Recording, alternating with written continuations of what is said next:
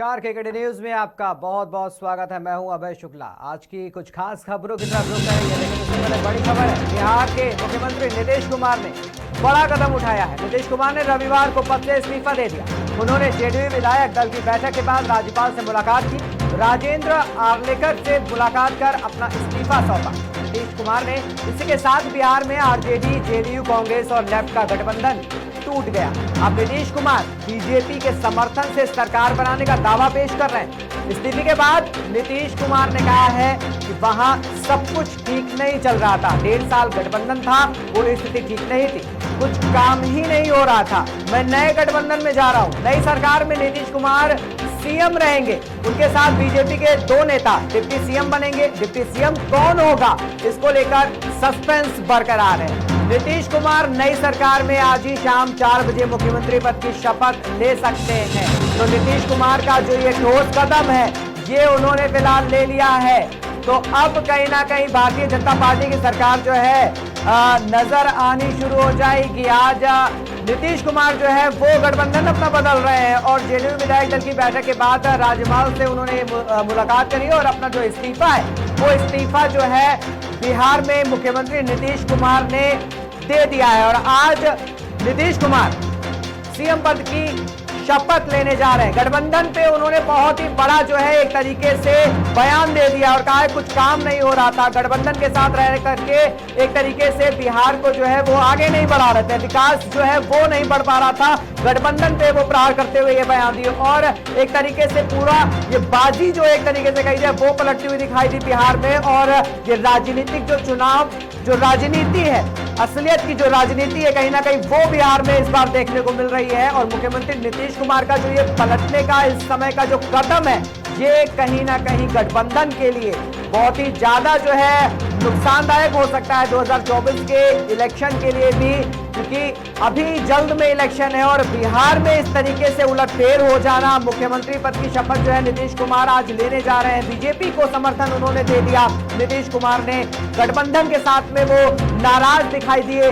तो बीजेपी की सरकार एक तरीके से राज्यों में जिस तरीके से बढ़ रही है, तो कहीं ना कहीं कांग्रेस का जो सुपड़ा एक तरीके से कहा जा रहा था साफ हो सकता है, वो साफ तौर पे देखने को अब मिल सकता है। क्योंकि भारतीय जनता पार्टी के साथ ये इस तरीके से जो सीएम का चले जाना और बिहार में गठबंधन की एक नई सरकार बना लेना बहुत ही ज्यादा कांग्रेस के लिए जो है घातक साबित हो सकता है। एक और बड़ी अपडेट है गोंडा से। थाने के मुख्य आरक्षी को एसपी ने सस्पेंड कर दिया। घूसखोरी के आरोप में मुख्य आरक्षी निलंबित हो गए। 2000 की घूसखोरी में अग्नेश पांडे निलंबित किए गए। थानेपुर में तैनात थे ये हेड कांस्टेबल अग्नेश। पीड़ित को थाने लाकर बैठाने के बाद इन्होंने घूस मांगी थी। थाना की जांच के बाद एसपी ने कार्रवाई करी और कार्रवाई में हेड कांस्टेबल अग्नेश को निलंबित कर दिया गया। तो 2000 की घूसखोरी अग्नेश पांडे को काफी ज्यादा भारी पड़ गई। गोंडा से अपडेट है सामने, जो थाने के मुख्य आरक्षी को एसपी जो थे वो सस्पेंड करते हुए दिखाई दिए। घूसखोरी के आरोप में मुख्य आरक्षी निलंबित कर दिए गए। 2000 की घूसखोरी कर रहे थे अग्नेश पांडे, जिन्हें निलंबित किया गया है। ये थानेपुर में तैनात थे, हेड कांस्टेबल के पद पे अग्नेश तैनात थे। पीड़ित को थाने ला करके बात बताई जा रही है कि उसको पहले थाने में ला करके उन्होंने बिठाया और उसके बाद में उससे घूस मांगी, जिसके बाद में 2000 की घूस मांगने पर थानाध्यक्ष की जांच के बाद एसपी अग्नेश को जब कार्रवाई करी एसपी ने, उसके बाद में कांस्टेबल हेड कांस्टेबल अग्नेश को निलंबित कर दिया गया।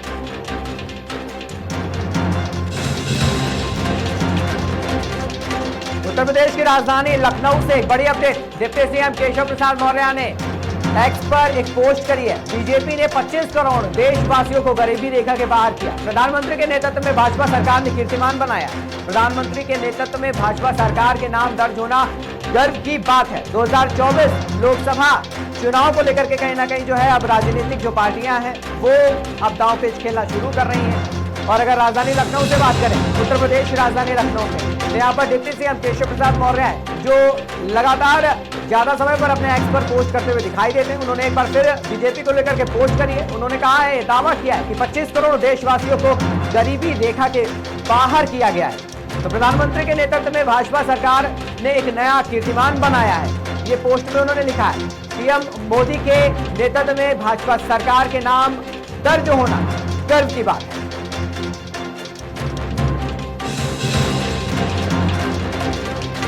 उत्तराखंड की राजधानी देहरादून से एक बड़ी अपडेट। मुख्यमंत्री Pushkar Singh Dhami state handloom expo में पहुंचे। देहरादून के रेस कोर्स स्थित बन्नू स्कूल मैदान में आयोजित सीएम ने एक्सपो में लगी विभिन्न स्टॉलों का निरीक्षण किया। शिल्पियों, बुनकरों और लघु उद्यमियों का उत्साहवर्धन किया। स्टेट हैंडलूम एक्सपो अपने आप में एक तरीके से जो है इस समय बहुत ही पहचान में है, बहुत ही ज्यादा चर्चा में। तो देहरादून से अपडेट है, जहां पर मुख्यमंत्री पुष्कर सिंह धामी खुद स्टेट हैंडलूम एक्सपो में पहुंचे हैं। उन्होंने रेस कोर्स स्थित बन्नू स्कूल मैदान में जो ये कार्यक्रम हो रहा है, जहां पे इसका आयोजन किया गया है, वहां पर सीएम ने पहुंच के एक्सपो में लगी विभिन्न स्टॉलों का निरीक्षण किया है। शिल्पियों, बुनकरों, लघु उद्यमों और उत्साहवर्धन जो है उनका एक तरीके से सीएम पुष्कर सिंह धामी जो है स्टेट हैंडलूम एक्सपो में करते हुए नजर आए।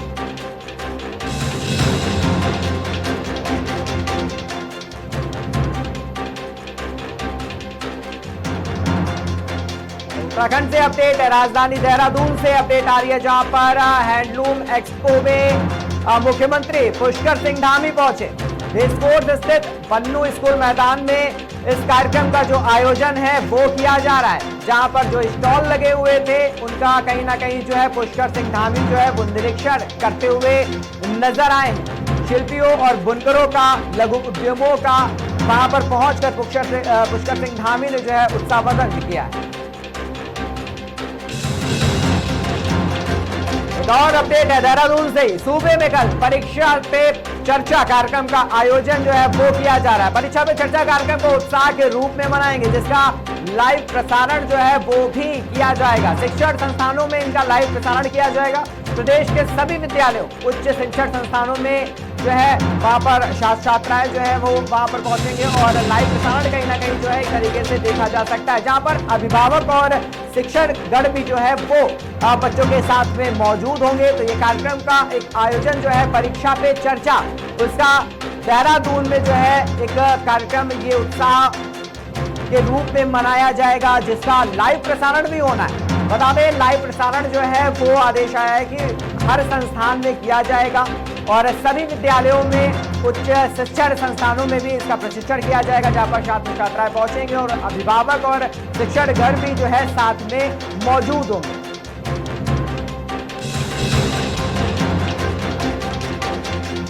हापुड़ से एक अपडेट आ रही है। हापुड़ प्राधिकरण ने ढाबों पर की बड़ी कार्रवाई। ढाबों के निर्माण के समय ध्यान नहीं दे रहे अधिकारी। प्राधिकरण की टीम ने 9 ढाबों को किया सील। बिना मानचित्र पास कराए चल रहे थे ये 9 ढाबे।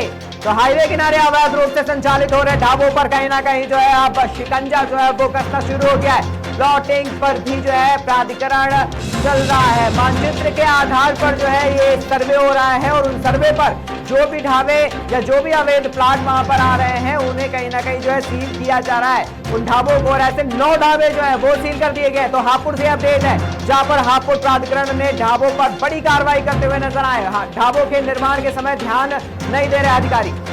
तो प्राधिकरण की टीम ने 9 ढाबों को सील कर दिया है। बिना मानचित्र पास कराए जो है 9 ढाबे हाईवे किनारे जो चल रहे थे या अवैध रूप से चल रहे थे, जो संचालित हो रहे थे, उनको फिलहाल जो है ऐसे 9 ढाबे जो है मानचित्र देखा गया और उसके बाद में ये बिना मानचित्र के पास कराए हुए 9 ढाबे थे जो हाईवे किनारे थे, अवैध रूप से संचालित हो रहे थे। इन ढाबों को फिलहाल जो है सील कर दिया गया है। प्लॉटिंग पर भी प्राधिकरण जो है वो किया गया है। और अपडेट आ रही है उत्तराखंड से, देहरादून से। सपा उत्तराखंड के 5 सीटों पर प्रत्याशी उतारेगी। 5 लोकसभा सीटों पर अपने प्रत्याशी उतारने का ऐलान किया है। सपा आगामी चुनाव को लेकर के, लोकसभा चुनाव को देखते हुए ये फैसला जो है वो लिया गया है। बता दें कि समाजवादी पार्टी के प्रदेश महासचिव अतुल शर्मा ने कहा है कि आगामी दिनों में सपा के बड़े नेता उत्तराखंड आएंगे। तो कहीं ना कहीं जो है समाजवादी पार्टी जो है अब राज्यों में बढ़ने के लिए तैयार है। तो उत्तर प्रदेश के बाद में, अब मध्य प्रदेश के बाद में उत्तराखंड में कहीं ना कहीं समाजवादी पार्टी जो है अब 5 सीटों पर अपने जो है प्रत्याशी वो उतारने का फैसला ले रही है। 5 लोकसभा सीट पर अपने प्रत्याशी समाजवादी पार्टी उतारेगी। सपा आगामी चुनाव को लेकर के लोकसभा के ये फैसला लिया गया है।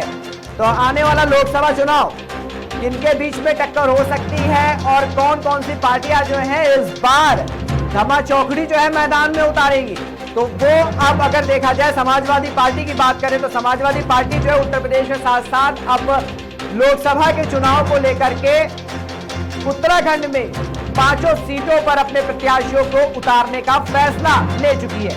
ये जो फैसला है, बता दें कि समाजवादी पार्टी के प्रदेश महासचिव अतुल शर्मा ने ये फैसला लिया। आगामी दिनों में सपा के बड़े नेता जो है उत्तराखंड आएंगे, ये बात भी उन्होंने कही है। उत्तर प्रदेश के अपडेट गोरखपुर से सीएम योगी ने लगाया जनता दर्शन, दूर दूर से फरियाद लेकर आए फरियादी। सीएम ने एक एक करके सुनी सबकी फरियाद, अधिकारियों को त्वरित निस्तारण के दिए निर्देश। पुलिस प्रशासन के आला अधिकारी भी रहे मौजूद। गोरखनाथ मंदिर में लगा जनता दर्शन कार्यक्रम। तो हर तरीके से सीएम योगी आदित्यनाथ कहीं ना कहीं जो है, जो फरियादी हैं उनकी बातों को सुन रहे हैं और त्वरित निर्देश एक तरीके से देते हुए नजर आए हैं। तो गोरखपुर से कार्यक्रम में सीएम योगी आदित्यनाथ ने जनता दर्शन किया और जनता दर्शन के में जो फरियादी आए उन्होंने सीएम से फरियाद करी। सीएम ने एक एक करके सबकी बातें सुनी, सबकी फरियादें सुनी और उसके बाद अधिकारियों को तुरंत निस्तारण करने के निर्देश भी दिए। और साथ ही साथ पुलिस प्रशासन के आला अधिकारी भी इस कार्यक्रम में मौजूद नजर आए। ये पूरा का पूरा जो कार्यक्रम था, ये गोरखनाथ मंदिर में आयोजित किया गया था, जहां पर सीएम योगी आदित्यनाथ की मौजूदगी में जनता दर्शन का कार्यक्रम किया गया।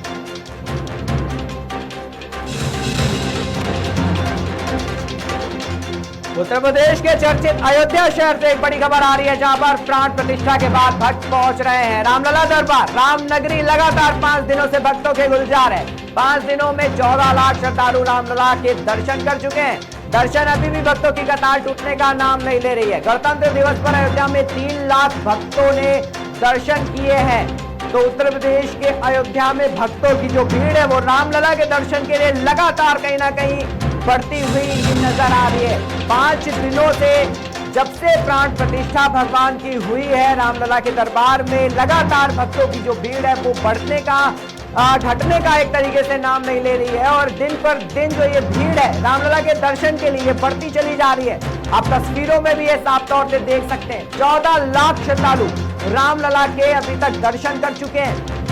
तो भक्तों की कतार टूटने का नाम नहीं ले रही है। गणतंत्र दिवस पर अयोध्या में 3 लाख भक्तों ने भगवान राम के दर्शन किए हैं। तो अयोध्या में प्राण प्रतिष्ठा के बाद जो भक्तों का सैलाब है, वो सैलाब कहीं ना कहीं जो है देखा जा रहा है, क्योंकि ये 400 सालों की एक तरीके से जो प्रतीक्षा थी, वो प्रतीक्षा के बाद में जो भक्तों का ये हुजूम है, ये हुजूम बढ़ता हुआ नजर आ रहा है अयोध्या में प्राण प्रतिष्ठा के बाद। और लगातार 5 दिनों में अगर बात करी जाए तो 14 लाख श्रद्धालु जो है वो अभी तक रामलला के दर्शन करने के लिए अयोध्या में पहुंच चुके हैं।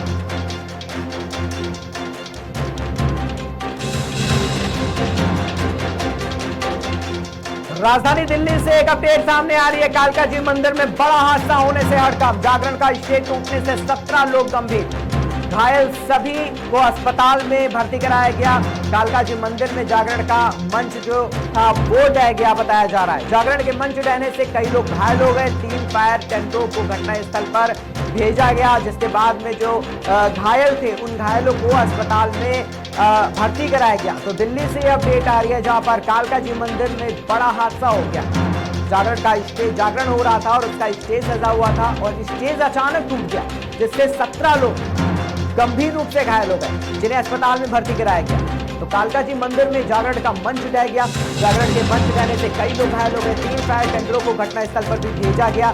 ये अपडेट आ रही है। कालका जी मंदिर एक तरीके से दिल्ली में काफी चर्चित मंदिर है, जहां पर भक्तों की भीड़ लगातार बनी रहती है और वहां पर जागरण चल रहा था, जिसको लेकर के 17 लोग लमसम बताए जा रहे हैं जो घायल हो गए हैं। मंच जो था, स्टेज जो था जागरण का, वो अचानक से ढह गया और जो लोग मंच पर थे वो कहीं ना कहीं जो है इसी कारणवश घायल हो गए। और उसके बाद में लमसम जागरण में हड़कंप मच गया, जिसके बाद में बताया जा रहा है कि लमसम वहां पर 3 फायर टेंडरों को भी घटनास्थल पर भेजा गया।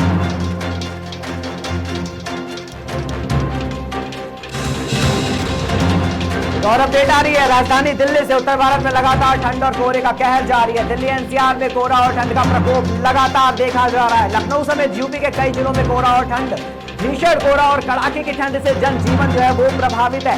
लगातार पड़ रहे कोहरे से किसानों की जो फसलें हैं उनको भी कहीं ना कहीं जो है नुकसान हो रहा है। तो किसानों के लिए ये जो ठंड है, जो कोहरा है, वो एक तरीके से उनके लिए कहर और भी ज्यादा बरपा रहा है। अगर दिल्ली की बात करें तो दिल्ली समेत उत्तर भारत में भी जो है ठंड इस समय चरम पे है। कोहरा जो है वो लगातार कट रहा है। दिल्ली एनसीआर में कोहरा इतना ज्यादा है कि लगातार जनजीवन जो है वो अस्त व्यस्त हो गया है। यातायात जो है वो भी काफी ज्यादा कोहरे की वजह से प्रभावित है। तो ठंड का प्रकोप जो है वो देखने को मिल रहा है। राजधानी लखनऊ की भी अगर हम बात करते हैं तो राजधानी लखनऊ समेत यूपी के कई जिलों में कोहरा और ठंड जो है वो भीषण छाया हुआ है। लोग बाहर निकलने को परेशान है। लोग आने जाने में उन्हें काफी दिक्कतों का सामना करना पड़ रहा है। जो यातायात सुविधाएं हैं वो यातायात सुविधाएं भी जो कहीं ना कहीं है वो भी बाधित हो रही है। हाईवे पर भी अगर बात करें तो हाईवे पर भी जो भीषण कोहरा है वो रात ढलते ही बढ़ जा रहा है। और सुबह अगर बात करें तो सुबह भी काफी ज्यादा कोहरा होने की वजह से जो है लोगों में आवागमन की जो सुविधाएं हैं उसमें काफी ज्यादा दिक्कतों का सामना लोगों को करना पड़ रहा है। और साथ ही साथ जो अगर जनजीवन की बात करें, किसानों की अगर हम बात कर लेते तो किसानों की फसलों को अगर खास तौर पे कहा जाए तो इस भीषण कोहरा और कड़ाके की ठंड की वजह से फसलों को काफी ज्यादा नुकसान जो है इस बार उठाने को मिल रहा है।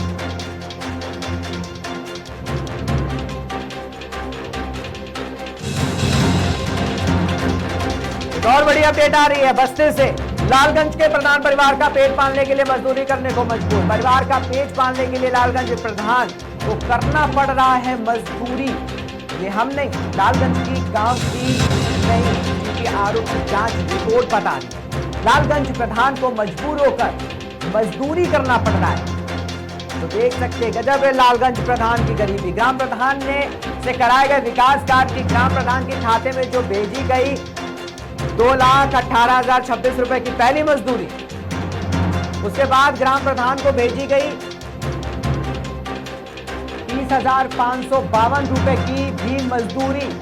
तो साफ दिख रही है लालगंज के प्रधान की ये गरीबी। गांव वाले भी कह रहे हैं ऐसे गरीब प्रधान को देनी चाहिए खुली भ्रष्टाचार करने की छूट ताकि भर सके परिवार का पेट। इतना ही नहीं, ग्राम विकास अधिकारी ग्राम प्रधान का परिवार और ग्राम पंचायत चलाने के लिए व्यापक भ्रष्टाचार उनको करना पड़ रहा है। बिना इंडिया मार्क का हैंडपंप रिपोर्ट, बिना खड़ंजा मरम्मत, बिना सफाई कर्मी किट, बिना कंप्यूटर सिस्टम खरीदे परिवार चलाने के लिए उनको जो है लाखों रुपयों का गमन करना पड़ रहा है। उस ग्राम पंचायत के ब्लॉक का हाल ये है जिस ब्लॉक के वीडियो साहब स्वयं भ्रष्ट पर प्रधानों को देते हैं क्लीन चिट और भ्रष्टाचारियों को शरण में आश्रय दे। पूरा मामला ये कुतरा ब्लॉक के लालगंज प्रधान द्वारा परिवार का पेट चलाने के लिए मजदूरी करने की मजबूरी एक तरीके से बताई जा रही है।